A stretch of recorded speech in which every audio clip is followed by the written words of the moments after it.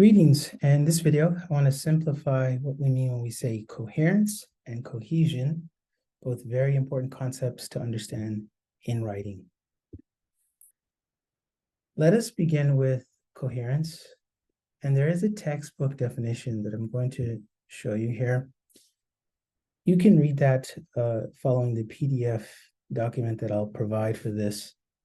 But basically, coherence is what we want to think about when we have written, whether it's an entire paragraph or an essay or a discussion board post or an email, whatever it is that you've written, when you step back and look at the whole body of writing, that is considered coherence from the beginning to the end. Now, cohesion, if you think about the academic or textbook definition of it, in probably the most simplified way, it is the glue of your writing. So your sentences would be considered a part of cohesion, and they should contain, for example, transition sentences or something that lets us know that the first sentence is related to the other. If we look back at this first slide with coherence, you can think of your writing as the wall. Well, the wall, those bricks won't stand together if it doesn't have that glue of cohesion, okay? So think about those sentences that you're using when you do your writing. Now, a text, it could be cohesive but make no sense. And a text might lack cohesive devices and be perfectly coherent. And that's only if the ideas or the information make logical connections with reality. And so if we were to look at this particular paragraph, very short, the fence, and if we think back to the elements of the paragraph, we know that this is the title. A cat is sitting on a fence. A fence is often made of wood. Carpenters work with wood.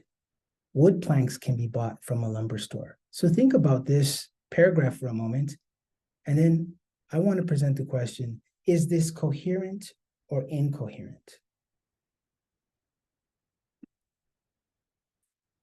Now, if we look at it, even if we look at all of the elements of a paragraph, it's still incoherent. And so the question would be why? Why is this incoherent?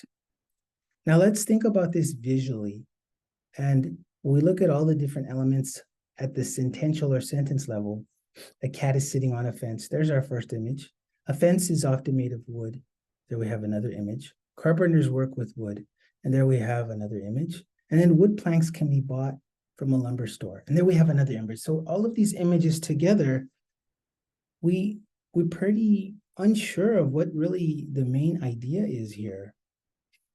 And of course, we have complete sentences. There's no run-ons, there's no missing words or anything of that nature. They're grammatically all correct if we were to take these sentences and put them into Grammarly. But the propositions are not logically connected to our perception of the world. If I were to ask, well, what is this paragraph about? Is it about wood? Is it about a carpenter? Is it about a cat? Is it about a fence? And if it is about a fence, well, we lose all sight of that when we get to the last sentence. Wood planks can be bought from a lumber store. What does that have to do with the overall idea of the fence? And so this is what you want to think about as writers when you're doing your writing. Let's take another example. If we were to look at this small paragraph, the picnic. Jane and John went on a picnic on a sunny, warm day. No one remembered to bring a corkscrew. The picnic was ruined. And here we have some visuals just to kind of get us understanding contextually what's going on here. And so the question is it coherent or incoherent? Meaning, from beginning to end, from the title all the way down to the final sentence, does it make sense as writing? It is coherent. Why? Well, let's talk about that.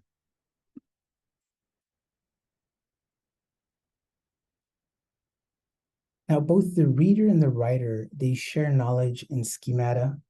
Schemata is a word that means background and cultural information that relates corkscrews to wine and picnics, which is extra textual knowledge. However, to the one not sharing such knowledge, it may be incoherent. And I like when I was I used to teach in Saudi Arabia, and when I taught Saudi students at Minnesota State, this particular paragraph was problematic for them because in a country like Saudi Arabia where alcohol is prohibited, forgetting to bring a corkscrew was not going to ruin a picnic there, right? And if we think about some of the more widely available drinks in Saudi Arabia, like Vimto is a very popular drink, it doesn't need a corkscrew to open it, you just twist it. And this is non-alcoholic, of course.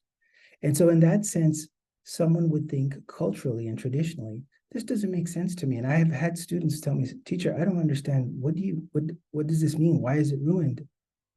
And so for those who drink wine at picnics, it makes total sense. And so we don't want to confuse what is culturally or traditionally understood or misunderstood in our writing. As long as we can make sense of it, we can later explain and give context to our reader if they're not sure what it is that we've written.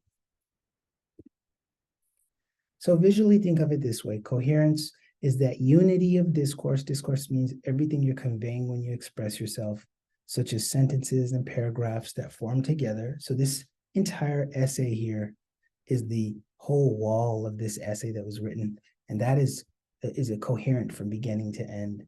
And cohesion, those are the grammatical and lexical relationships between the text.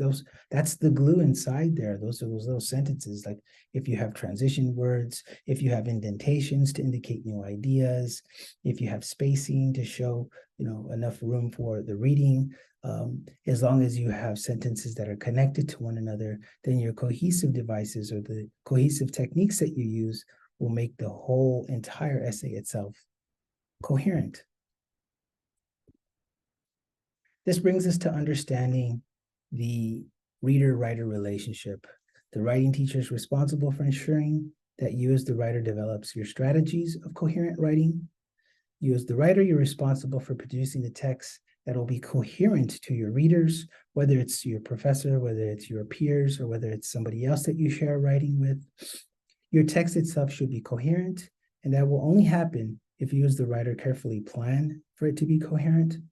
And then lastly, it will be seen by the reader, whoever that reader will be, and then reader will interpret the text, creating a coherent version of it.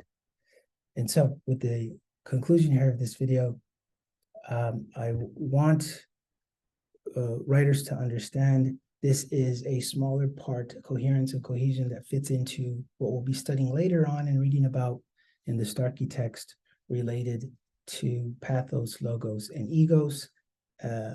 And ethos rather, and hopefully this will get you a better understanding of where we're going when we reach the three appeals, and when we even get even a little bit further and talk about kairos and telos, and incorporating all of that in your writing as you keep the reader in mind as you do that.